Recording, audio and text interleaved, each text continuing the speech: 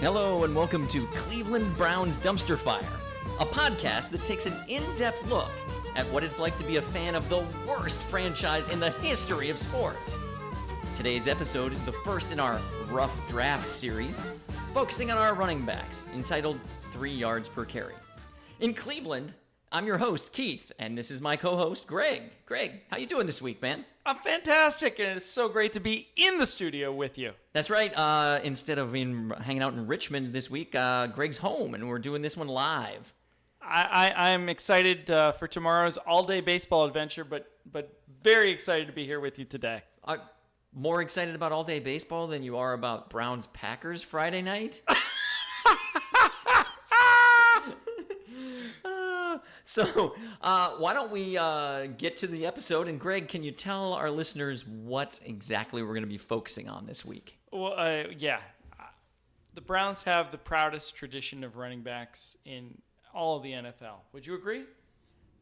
I don't think I could think of There's no way a team that has more running back pedigree than the Browns. I mean, it started off in the very first season of the Browns with Marion Motley. The guy ran for 8.2 yards per carry that season, Greg. Can you even imagine that? Yeah, I mean, 5.7 yards a carry over his career. He's spectacular. Hall of Famer. Yep. You back him up, the next guy up, Bobby Mitchell. Woo! Hall of Famer. 5.4 yards a carry. Amazing. The next guy, Jim fucking Brown. Jim effing Brown.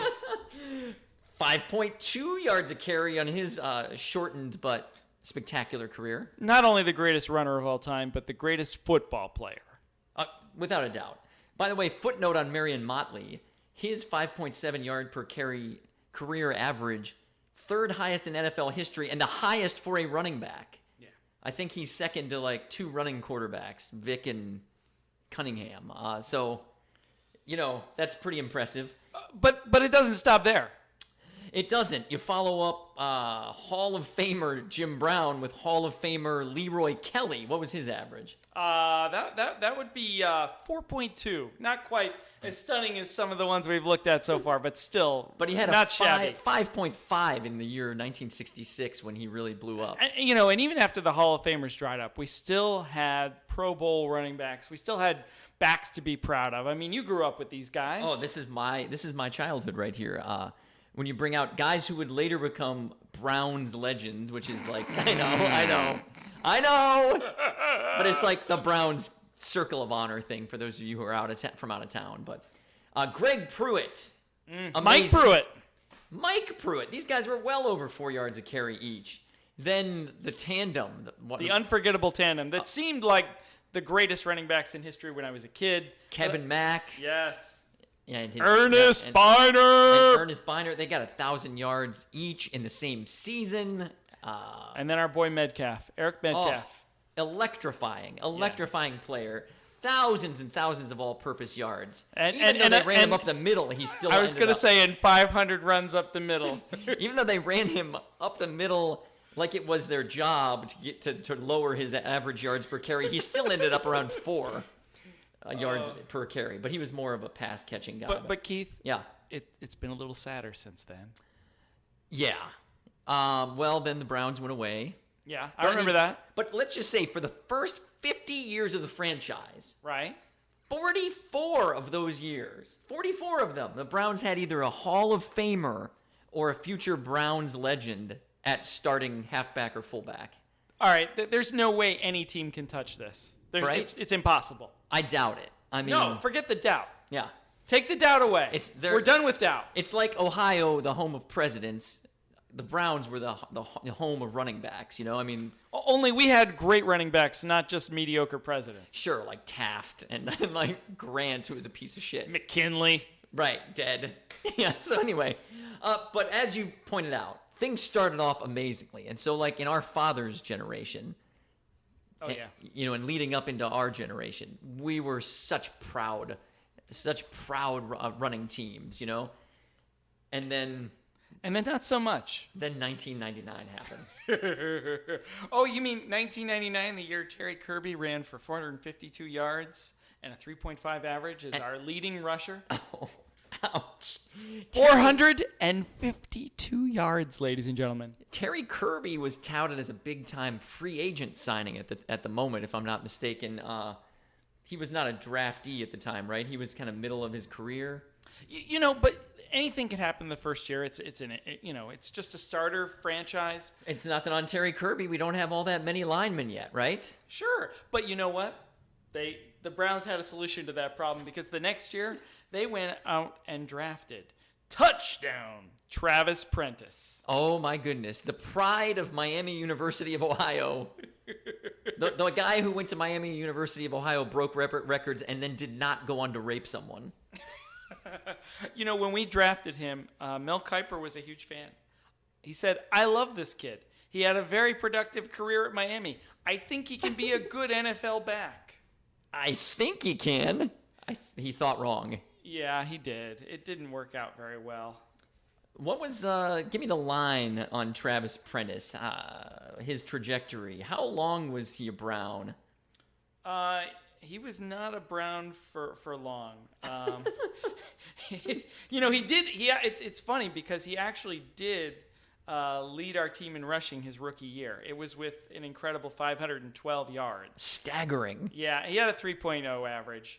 And that was basically it. He's the guy who sets the pace for 3.0 yards per carry for years to come.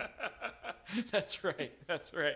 And so they realized they didn't get it right the first time they tried to draft a running back. So they said, no problem. We've got this covered because we just found James fucking Jackson. From the U, if I'm not mistaken, right? Didn't he come from Miami? You're right. You're right. So he was a completely different back.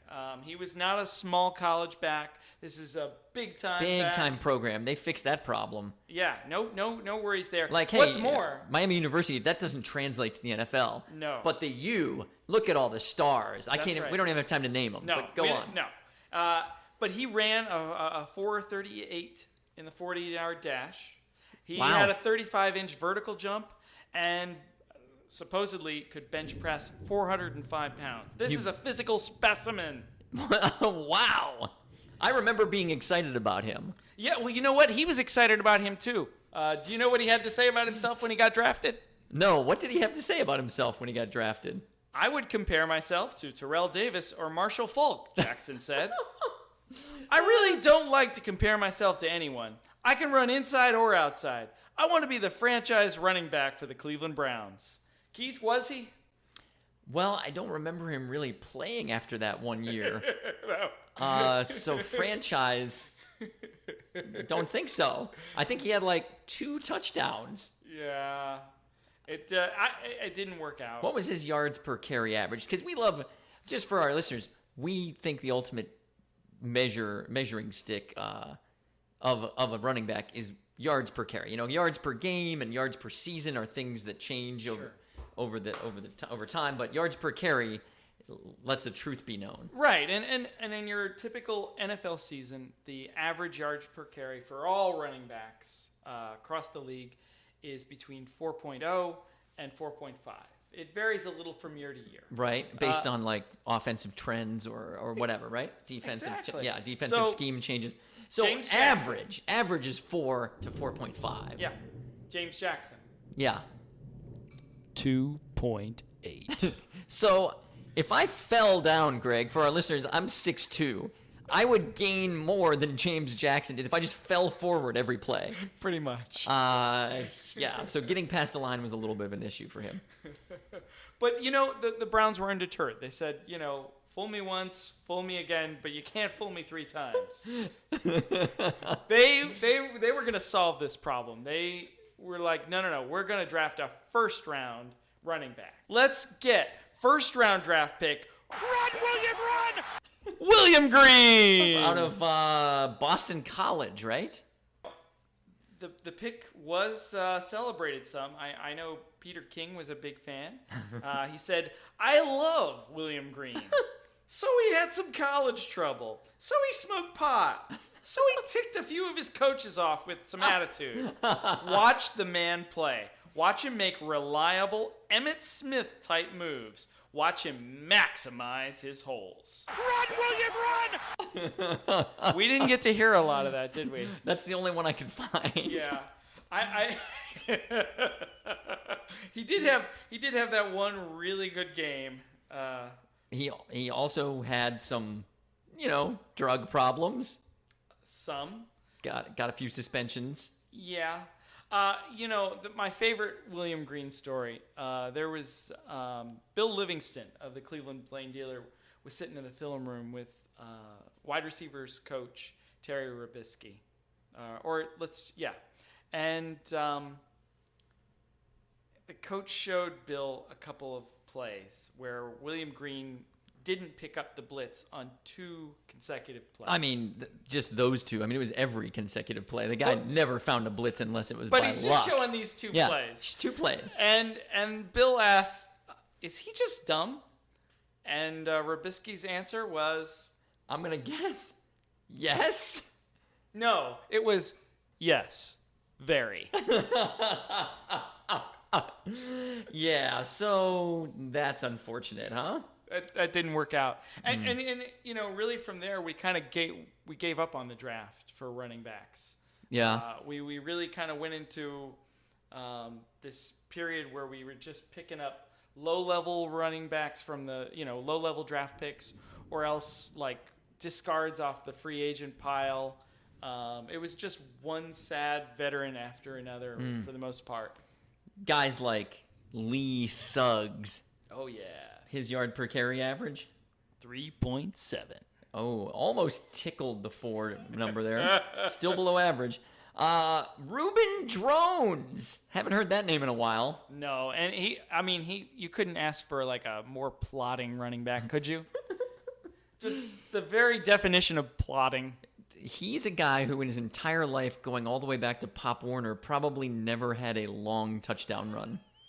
How do you make it to the NFL? He's probably never scored from beyond midfield in his career. I mean, that's just conjecture. I don't no stats on that. In 2006, he actually led our team with 758 yards. Well, that's pretty nice. What was his yards per carry on that season? 3.4. Oh. Yeah, a little off. But then we fix the problem. We bring in big boy Jamal Lewis. Oh, international and national felon and drug trafficker Jamal Lewis. What a great time to get him right at the very end of his career. Welcome to Cleveland. I mean, he was a monster. I think we picked him up just because he kept getting 300 yards per game against our defense. We figured that would like bring our ratings up for our defense at least a couple places. But yeah, I think he even had a decent year for us 1 year. Yeah, the first year he was actually quite good. 1,300 yards. It looked like a real NFL running back. Wow. And like an average yards per carry that was like the league average, 4.4 or something, right? Yeah. And this is the point at which we went from having a terrible offensive line to drafting Joe Thomas and suddenly having a pretty good one that eventually got really good. Excellent. So Jamal Lewis, perhaps the first beneficiary of Joe Thomas. Perhaps the only, because what we're going to see is no matter how good the offensive line gets, the running backs just continue to suck. I think we have one aberration in the, coming up, but yeah, we'll get to it when we get to it. So Jamal Lewis finally times out, and did he retire from the Browns, or did he try to stick on somewhere else? I don't recall. What I do recall is that by the end of the 2008 season, he was so despairing of his time with the Browns that he was really ready to retire, and he was the only person on the team who was like outspoken about how horrible the conditions within the team were. Yeah. Plus, he was all used up physically anyway, so yeah. He was a husk of a man at that point. I bet he could kick your butt. Heavy drug use and NFL football combined are bad prescription. But so he leaves town. Yeah. What do we do then? Well, we got a little flash in the pan. Somebody I had been excited about for a few years. I don't know about you, but Jerome Harrison was the kind of player that the coaches would talk about, and you'd see flashes of. What I remember is he was like a third down back. He was always averaging like 5 yards a carry, and you just thought, why don't we use him more? Right, and he would like have breakaway runs, and he not quite the same caliber as Metcalf, but enough to remind you of some of his speed and some of his moves. What happened with him, though? Well, I mean, what happened is Eric Mangini, the year began. Genius. I mean, yeah, the year started off in a complete train wreck that we will be discussing in future episodes. It's my very favorite Cleveland Browns year. Mangini's first year, 2009. It's like the death of football. But in the end of the season, we were like, I think we were like 1-10 or something. Wow. 1-11, I think. And they finally were just like, well, let's just give the ball to this kid. All our other running backs are hurt. We can't complete a pass. We have no offense at all. Let's just give it to this kid. And he went hog wild for like the last 4 or few 5 games, weeks. right? Yeah. And in those last few games, he managed to become the season leading rusher. Is that Easily. Yeah. With no difficulty. Without playing the first 11 or 12 games. He finished the year with 862 yards, and most of them were in the last 4 or 5 games of that season. And it was spectacular. And he tickled the top of the NFL average with 4.4 yards per carry. Yeah, it's pretty exciting stuff. We were like, hey, maybe this guy will be good. But maybe we'll just trade for a guy from the Broncos. And Jerome Harrison's career ended up getting sidelined by him having a brain tumor, and I believe, fortunately, he is now alive. Aw. But yeah, he ended up not becoming a star because of that. But I always liked that kid, at least. That's one guy who I didn't think. I got to give him credit. Yeah, you awesome. thought he's out there really trying. Yep. Yeah. Speaking of trying, you remember a guy who didn't always try? Who I sometimes do. tried? Well, the guy from the Broncos that we're referring to is Madden NFL cover boy and like part-time Neanderthal. One of the and highest full-time foreheads. idiot. One of the largest foreheads and bony protuberances of the skull you'll ever see. Peyton Hillis. He came on with a flash his first year, 2010. It felt like he was the best running back in the league just because we hadn't seen a lot of good running back play. He had a couple of leaps over defenders. Yes. He could plow through guys. He which appealed to inspired Cleveland. one of my favorite Browns t-shirts of all time, which is a charging rhino wearing a number 40 jersey. And I loved that. Yeah, it was great. No words on it, just a rhino with a 40 on it, because that's the kind of play he gave us in 2010. Yeah. And a real rarity, he had 11 touchdowns, which we haven't seen anything close to. We had no double-digit touchdown running backs since '99. So it felt like, wow, we've really captured we found the something. old Browns. Yeah. This is it. Yeah. He was an absolute hero to the point where a guy with 1,100 yards rushing ends up on the Madden cover. Yeah, he's not Barry Sanders with 2,100 yards rushing. He's got 1,100 yards rushing and essentially 0 pass receptions. So it's not like he's making it up on the other end with all-purpose yards, right? But he gets 1,100 yards and captures the Madden cover. You know what he didn't get? What's that? He didn't get a big contract. And you know what he really wanted? Money? Yes. And do you know how he went about trying to get it? Pretending like he couldn't play? As we covered in a previous episode, Joe F. and Thomas, Joe just hung him out to dry for having just decided he wasn't going to play with a strep throat. Which I remember Hillis later claiming it was his agent that made him do it, but I don't know how your agent bossing you around as an NFL player makes you look tougher. Right. I've got a sore throat, and my agent says I can't come out and play. You just like cross that out and say mommy. Yeah, right. It's it's unfortunate because that caused him to plummet to 3 touchdowns, about half the yardage. Yeah, well, after the strep throat, maybe it was karma, but he ended up injuring his hamstring a couple times. Or at least pretending to. Oh, come on. He was out of town before you could, we never gave him that contract. We sent him. He never got that contract. We sent him to Kansas City. We and did. They didn't pay him. No, he never got paid. Yeah, and I believe he's out of football at this point, unless he's. Of course he's out of football. Yeah. He'll always have the Madden cover. Yeah. I mean, you and I have never been on a Madden cover, so at least he's got that. We've done. Wait a minute, I'm thinking. Yes, you're right. Yeah, We've done way cooler things than that, but we've never done that. So you can imagine, after all these retreads, we were finally ready to really, really solve the problem. Yes. Now, who could possibly come to our rescue? Trent Richardson, running back, University of Alabama. I'm all around back. I can catch the ball. I love the block. I can run somebody over. 80% of the time, I'm trying to throw the contact before, the defense guy hit me. I'm trying to bring all the power I can. I want to be that guy that's in on third down. I want to be that guy coach want to call in on 4th and 1, 4th and inches. I want to be that go-to guy. It's actually appropriate to say we want to be the guy when you need inches, because that's often all he got. All right, now with the Trent Richardson, we are moving into what, 2012? Yeah, that's right. That's right. All right, so we have a lot to talk about this because, first of all, how we acquired Trent Richardson. Would you care to lay that out for the listeners? Well, what we really wanted was a quarterback, but we missed the trade to get Robert Griffith III, and my God, it's come around. 4 years later, he's all ours. So Robert Griffin is now a Brown. But yeah, so we couldn't get the two guys at the top were what? Luck and Griffin. Right. Luck, surefire, and star. There he is. Griffin looked like a surefire star. Not so much. The Vikings already had Adrian Peterson, so they certainly didn't need Trent Richardson, and they were sitting at 3.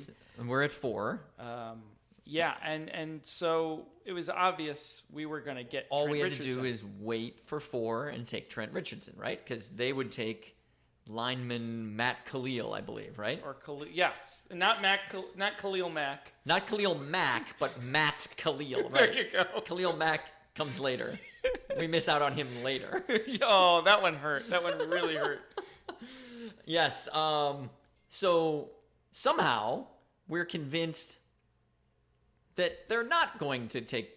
Well, that they're going to Matt trade Khalil, the pick. That they're going to trade it to someone else who's going to take Trent Richardson above us, and that. And scares that would us. Well, that scared one person in particular, and that's Mike Holmgren, the person who missed out on Robert Griffith III. He couldn't let it happen again, and he ordered his general manager, Tom Heckert, to do whatever was necessary to ensure that they did not lose the franchise-changing back, Trent Richardson. That's amazing. Well, do you want to hear a little bit of sound of that? I'd love to. I've got some sound right after the draft of Shermer. Would you like to hear that? Of course I would. All right. I miss Shermer. As you saw, we chose Trent Richardson. Unfortunately, we had to make a little trade to secure the pick. A little. When we trade. went through this process. Just 4 picks. We knew as we went through the process that he was our guy, and so we did what we had to do to secure it. We had pretty good knowledge that there were teams behind us. They were wrong. That wanted him as well, and so we gave up Nobody a couple wanted of picks him. to make sure that we got him. And so they did. Congratulations. And Pat, thank you for the enthusiasm that you brought to the table every single day, and the intelligence. Best press conferences, that you can even imagine. Now Richardson, to his credit, was a big fan of Emmitt Smith and fancied himself as the next Emmitt Smith, and that he was going to be the next Browns Hall of Fame running back. Do you remember him talking about this? I do. I want to hear it, though. I want to hear it. It sounded a little something like this. If I do break his record, that means I'll be the NFL all-time leading rusher. I'm not going to, jump ahead, but that is a dream. That is something I do want to live up to. Well, he got the math right, because if he had secured more yards than Emmitt Smith, he would have been the all-time leading rusher. The only problem is I think he ended up with a career of, I don't know. I don't have the numbers in front of me. Do you? I don't, but let's just say it wasn't a lot. It was a terrible, terrible career. He never ran for 1,000 yards. He never ran for, I think, more than 3.5 yards a carry. Now, I went to the very first game that Trent Richardson played in because, of course, we've discussed in the past I was a season ticket holder for many years. Until I talked you out of it. Thank you. Thank you so much for talking me down. In one of his very first runs, in the first quarter of his first game, I think it was the Eagles. It was, I remember. He bowled over a linebacker. Very exciting. So hard, it popped the guy's helmet off. It looked like the guy had been decapitated. And the place went crazy. I was telling my wife, this man is going to change our team. Yeah, I stood up. Me and my buddy Ben hugged and like high-fived. We're like, yeah, this is the guy. And then, then the rest of it happened. Well, I mean, what happened is he messed up his knees. And he was never the same. He had procedure after procedure, but he didn't have the goods anymore that he had shown in Alabama. We never saw it. He was one of these guys who is a combine freak. Like everyone's talking about, oh my God, this guy's an animal. He's a beast. Look how much he can lift. Look how high he can jump. But you know who was completely unimpressed by him? Well, it wasn't me, as I told you, and it wasn't you. It wasn't either of us, but no, rather it was the aforementioned greatest football player of all time, Jim Brown, who called him... Well, yeah. I mean, what he originally said... Please. He said, I'm not overwhelmed with Richardson. The problem is that he's ordinary. I think he's ordinary. Asked what was ordinary about Richardson, he specified the size, the speed, his moves. Essentially everything. And then someone asked him, after a couple of games where... Richardson did okay. Well, Brown took a lot of heat for that comment because we were certain we had the next Jim like, Brown. This is the next guy. And he's just jealous Absolutely. because he's old and can't do it anymore. He can barely walk, yeah. Right? But no, ESPN, I've got some sound we're going to play right here, where they ask him about it, giving him a chance to kind of take it back, and he doubles down on it. Check this out. I did this show at ESPN, and I said he looked like he was an ordinary runner to me. And it was like a firestorm coming out of the mountains. Every year we have a Heisman Trophy winner. Great football players in college. But you always wait until they become a pro to see if that translates, from college to pro. If you're going to pick out a future Hall of Famer, you want to truly believe 100% that this guy has that kind of talent. So if you tell me he has that kind of talent and I don't see it, then I'm going to respond that way. Oops. So he's like, yeah, you tell me he's got this talent, but, I don't see it. He's ordinary, and no one could have known it more than him. And what's funny is the whole NFL, perhaps, drawn by the same first two games that we saw, named him in the top 100 NFL players, just based apparently on that reputation from Alabama. Wow. But the player was gone, and he was ranked number 71. But he only played 2 games for the Browns in 2013. I remember that. That was so weird. Plays 2 games, and then what do? We tried to fleece another team. So he got a total of 16 or so games with us, or 18 maybe total. So, what I really love is that when we traded him, 2 things happened. Okay. First, the Browns' new front office that hadn't drafted Trent Richardson could not stop talking about how amazing they were to be able to trade this worthless piece of junk for a first-round pick. And it's like you only get so much credit for making that trade when you drafted the player in the first place. And I know they didn't do it personally, but for us as Browns fans, we don't care. Right. So I got really tired of them bragging about how they traded away Trent Richardson. Right. Hey, that guy duped me out of $100, but I pickpocketed 20 off this other guy. Exactly. You nailed it. So but my other favorite thing about this was Mike Holmgren's reaction to the trade. He's already out the Browns.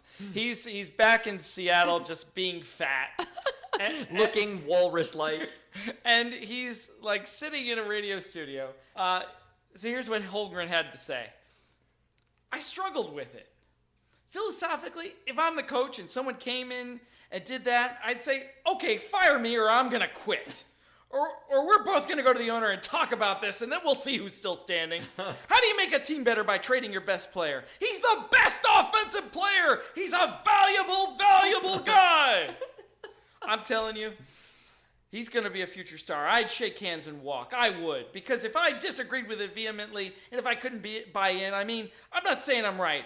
I'm not saying anything, but I'm saying that's what I do because you have to be true to yourself in this business. Wow. Well, Mike Holmgren, I can tell you right now, you were not right.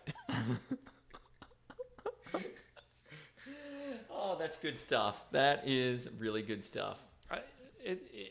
It's not great because you know what we did? We went right back on the retreads. We had to bring in Willis McGahee to finish out that season. Ouch. And this is, we talked about the Terry Kirbys of the world and, Travis Prentice and whatnot. But he actually led the Browns with, are you ready for this? Leading rusher for the season. Yeah. 377 yards. Oh, my God. 2.7 average yards per carry. Jeez. That's awful. Did he have any touchdowns? Oh, yeah, he had 2. Oh, okay. But what's great is that he did that behind like a really solid offensive line. It's like, how bad do you have to be as a running back to not be able to walk through open holes? Apparently, a guy who had his ACL done twice is probably how bad you have to be. McGahee. Oof. So we the red retread didn't work. Guess what? We're going back. I would go back straight to the draft and go to the well one more time. Absolutely. And you know what? If the small college stats guy didn't work back in 2000, let's try it again now in we're going to try Travis Prentice part 2. That's right. Yeah, Terrence West. Kind of a similar name situation. Yeah. Terrence West from the very tiny school of, I don't remember anymore. It was a little place in Maryland, right? Let's see here. Where was he? I cannot recall. That's all right. I mean, it was a small, Towson University. You got it. Yes, which I think is in Maryland. Yeah. And I was like, has an NFL player ever been drafted from Towson before?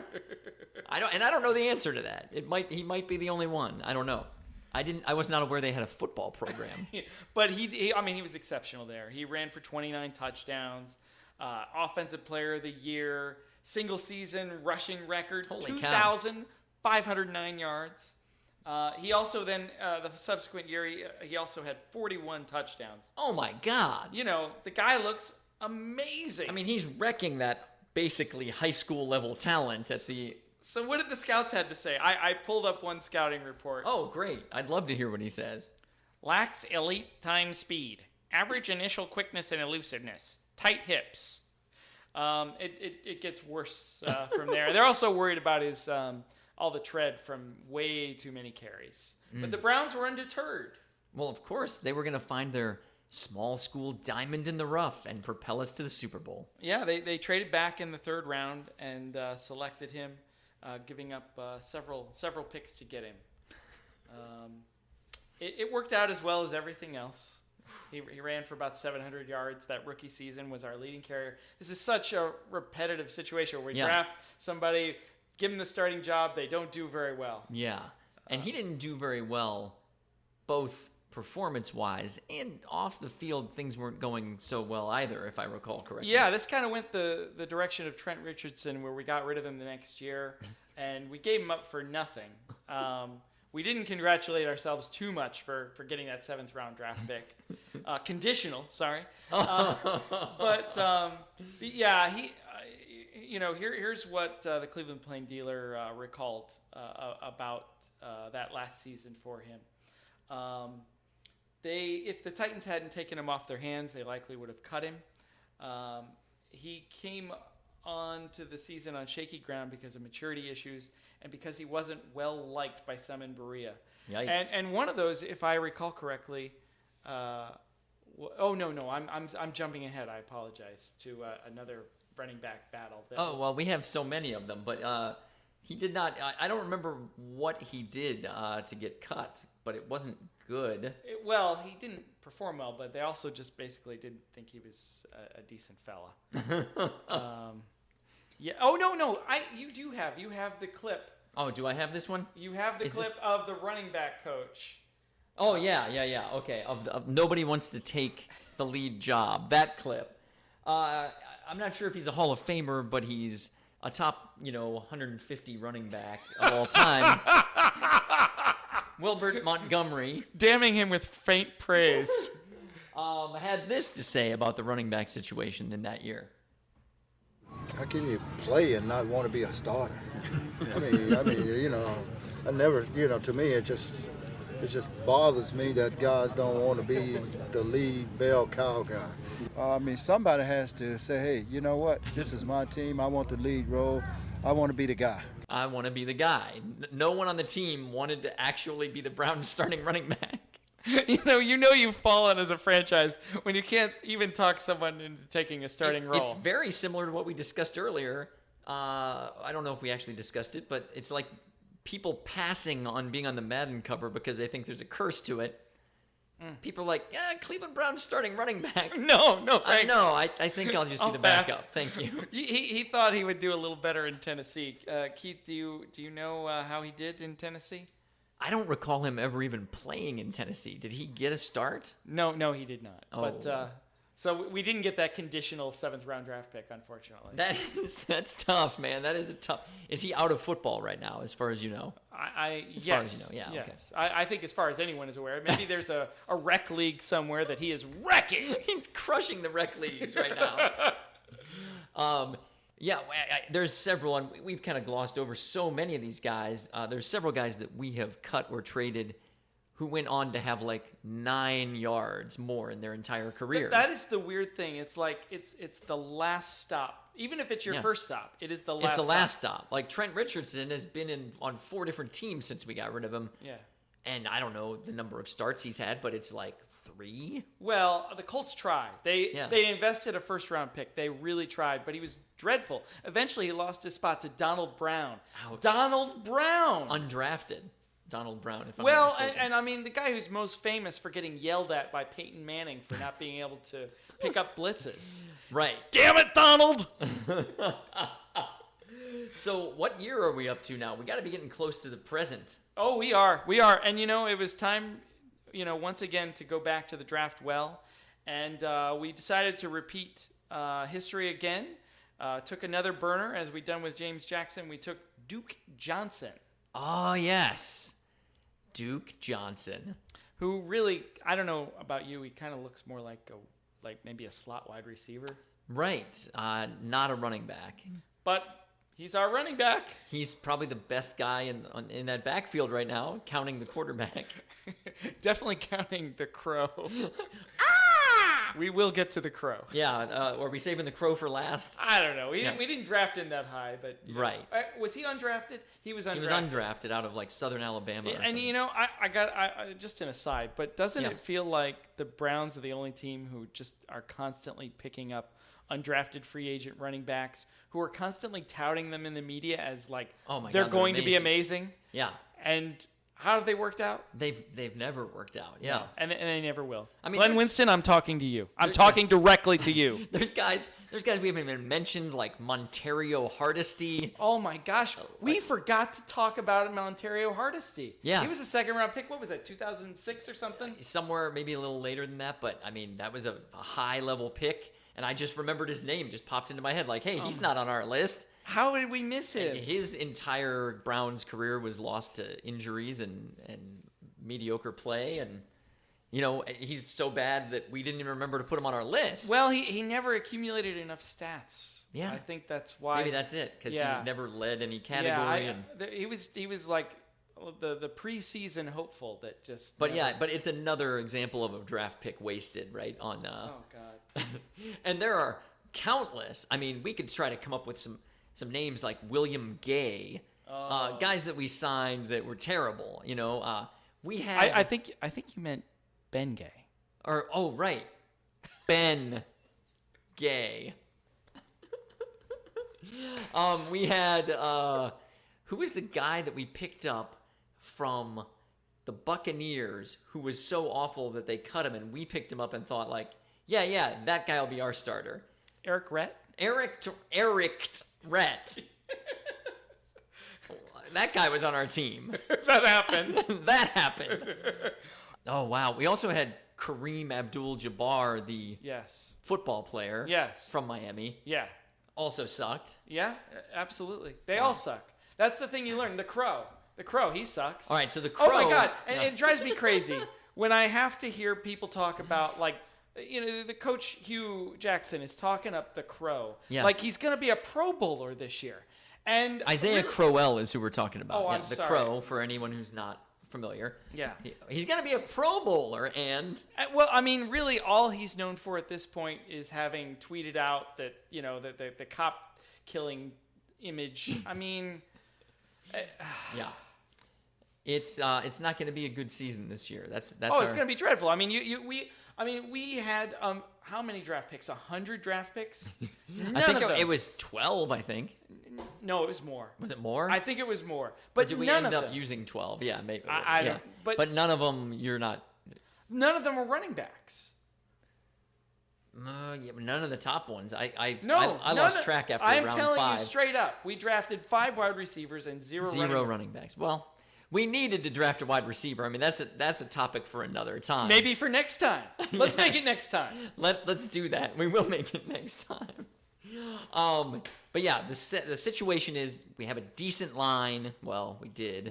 We used to have a decent line. But none of the running backs took advantage of it. That's the thing. It's like how with Mitchell Schwartz gone and Alex Mack gone, Cameron Irving, how's that going to work out? And then they're looking at putting a rookie at right tackle perhaps, or just a retread. The only other decent player on the line is Bitonio, right? Absolutely. Bitonio's good. And if he's healthy. The Gary Barnage show. If he's not a blocker. Right, but he is we need a whole show just about Gary Barnage's statistical aberration and how it'll never happen again. But it's not happening this year.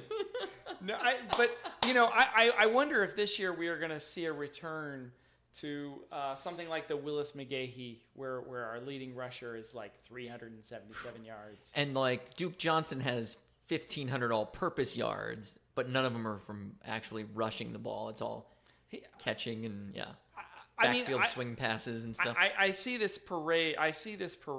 Of undrafted free agents coming in, all getting about 178 yards. Oh God! I think this is going to be a special season, Keith, and I'm glad we're taking this moment to commemorate all that's happened so far. Yeah, that's a look back. We had a proud past. Yes. But then the recent history, as we have just detailed in possibly painstaking detail. I know I've got a terrible upset stomach, yeah. So Greg, this bit right here, I think really sums up this piece of sound I'm going to play to kind of finish the show. Really kind of sums up our drafting luck over the past 2 decades. Do you want to set this clip up? Yeah, Tom Heckert and Mike Holmgren were at a press conference, and Mike's getting asked, how do you know who's going to work out and who's not going to work out? And this is the guy who's making the decisions that are going to determine our franchise. And so I'm on pins and needles. Yeah. I can't wait to know. How do you know, Mike? And here's what he had to say. You see guys with all the credentials. The greatest thing, can't miss, slam dunk. Poof. Doesn't happen. Why? Who can answer that? But it happens. You've seen it. Those of you who cover football for a long time, heck, it happens every year. At least to the Browns. Yes. It happens every year. You might want to reevaluate your strategy. Wow. That is a telling piece of sound right there. That's my favorite. Who can answer it? I want to hear it again. You see guys with all the credentials. The greatest thing, can't miss. Can't miss. Slam dunk. Trent Richardson. Doesn't happen. Why? Thinking. Who can answer that? Who can answer that? It happens. You've seen it. Those of you who cover football for a long time, heck, it happens every year. Wow. So there you go, man. That is 3 yards per carry. Do you have anything else you want to add? No, man. It's been a blast. Awesome. Well. Run, William, run! Well, that's going to be all the time we have for today. On behalf of Greg and me, I want to thank you all for listening to Cleveland Browns Dumpster Fire. A special thanks goes out to Dave Hertzberg for writing our theme music. And if you like what you hear, please visit davehertzberg.com. Next in our Rough Draft series, we'll tackle the Browns' wide receiving core, a task opposing defenses have had no trouble doing, in a show we're going to call Can't Catch This. Until then, good night, Brady Quinn, wherever you are. Oh, God.